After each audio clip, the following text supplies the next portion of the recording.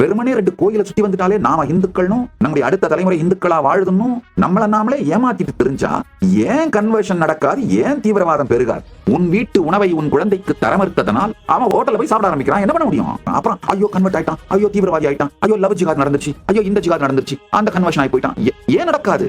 வேகமாக மோசமாக அடுத்த தலைமுறையை இழந்து கொண்டிருக்கின்ற ரிலிஜியன் இந்துக்கள். இது உங்களுக்கு கெட்ட செய்தி. வம்சத்தை இழந்தீர்களானால் பிண்ட தர்ப்பணம் செய்வதற்கு வம்சம் வாரிசு இல்லாமல் பேயாய் திரிவீர்கள்.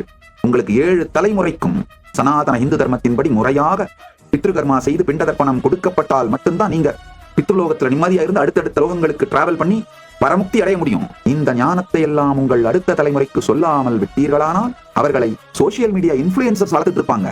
மீடியா வந்து கத்துறீங்க, ஐயோ 18 வயசு ஆச்சு, 2வது நாள் ஓடி போயிட்டா என் பொண்ணு, நான் என்ன பண்றது, அழறீங்க. ஏன் சிறு வயதிலிருந்தே இந்த ஞானத்தை கொடுக்க ஏன் மறந்தீர்கள்?